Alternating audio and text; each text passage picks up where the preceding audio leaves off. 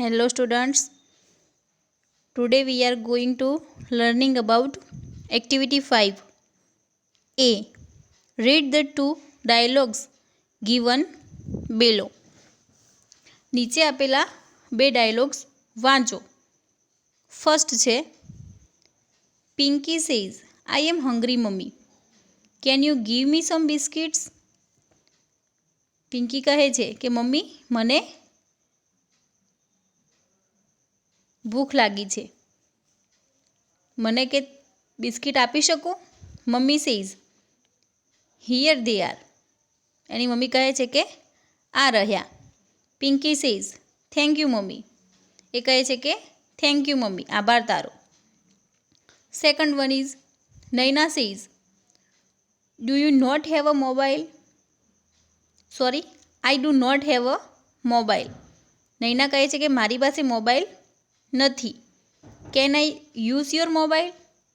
એને પૂછે છે કે શું હું તારો મોબાઈલ વાપરી શકું? Meena says, no sorry. એને કહ્યું કે ના, તું મારો મોબાઈલ ના વાપરી શકે, એટલે કે હું તને નહીં આપું વાપરવા માટે. એનો કહેવાનો મિનિંગ એ. Naina says, it's okay. એને કહ્યું કે કંઈ વાંધો નહીં. અગાઉ આપણે કેન અને કેન નોટ એના વાક્યો શીખી ગયા છીએ. તો હવે કેન પરમિશન માંગવા માટે અહીંયા પેલી આપણે તમે વાક્યો જે કેન અને કેન નોટના લખ્યા હતા એ શક્યતાની હતું કે વ્યક્તિમાં ક્ષમતા છે કેટલી અને ક્ષમતા નથી. અને હવે આપણે આ શીખવા જઈ રહ્યા છીએ પરમિશન માંગવાની, પરવાનગી. કોઈ વ્યક્તિની જોડે પરવાનગી માંગવા માટે કેન શબ્દ જે વાપરવામાં આવે છે એ આપણે કઈ રીતે વાપરી શકીએ. તો હવે આપણે જોઈશું બી. તેમાં તમને સમજણ પડશે કે આપણે વાક્યમાં તેનો કઈ રીતે ઉપયોગ કરી શકીએ. Work in pairs, complete and enact this dialogues. જોડીમાં કામ કરો અને આ નીચે આપેલા ડાયલોગ જે છે સંવાદો એને પૂરા કરો. First, you says, I don't have money. I want to buy a shirt. Can you? અહીંયા યુ એટલે કે તમે છો અને તમારો ફ્રેન્ડ યોર ફ્રેન્ડ એટલે કે બે મિત્રોની વાતચીત છે અહીંયા. એમાં યુ એટલે કે તમે એમ કહો છો કે મારી પાસે પૈસા નથી. I want to buy a shirt, કે મારે એક શર્ટ ખરીદવું છે. કેન યુ એટલે કે શર્ટ ખરીદવું છે અને એની પાસે પૈસા નથી. તો આપણે સમજી શકીએ કે અહીંયા એના અંદર પૈસા માગવા માટે જ એને રિક્વેસ્ટ કરી છે કે can you give me 500 rupees, કે શું તું મને 500 રૂપિયા આપી શકીશ? યોર ફ્રેન્ડ સેઝ, તમારો મિત્ર કહે છે કે યસ. વાય નોટ, કે શા માટે નહીં? યુ સેઝ, એને કહ્યું કે હા હું તને આપું છું. તો પછી આપણે છેલ્લે શું કહીશું? Thank you very much. I will return to the soon, કે હું તને જલ્દીથી એને પાછા આપી દઈશ. Okay. Second one is Rashmi says, my scooty has a problem today.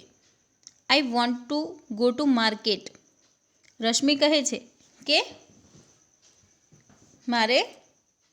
મારી સ્કૂટીમાં પ્રોબ્લેમ થયો છે, એટલે કે કંઈક બગડ્યું હશે. એટલે કહે છે કે અને મારે માર્કેટ જવું છે. Can I? તો અહીંયા એને એ જ પૂછ્યું હશે કે શું હું તમારી સ્કૂટી લઈ શકું? તો can I take your scooty? કોમલને એ પૂછે છે કે શું હું તારી સ્કૂટી લઈ શકું? Komal says, no sorry. એને કહ્યું કે ના સોરી, કે માફ કર, હું નહીં આપી શકું. તો Rashmi says, but it is urgent. રશ્મિએ કહ્યું કે અર્જન્ટ છે, કે મારે જરૂર છે. તો પણ એની ઈચ્છા નહોતી એટલે એને ના આપ્યું. હવે third one is Vedansh says, I want to go two Baroda. Vedansh કહે છે કે હું બરોડા જવા માગું છું.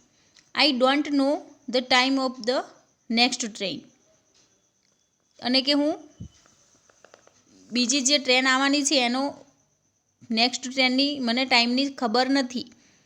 Can you? પછી શું આવશે? આપણે અજાણ્યા વ્યક્તિ જોડે કંઈક મદદ માગવી હોય તો આપણે શું કહીએ? Can you help me? કે શું તમે મને મદદ કરશો?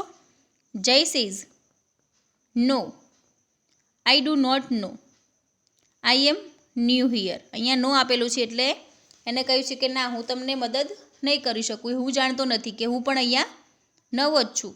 Vedansh says oh it's okay. એને કહ્યું કે ઓહ સોરી, કંઈ વાંધો નહીં કે. તો આવી રીતે ડાયલોગ્સ પૂરા કરવાના છે તમારે, સમજી અને લખવાનું છે નોટમાં.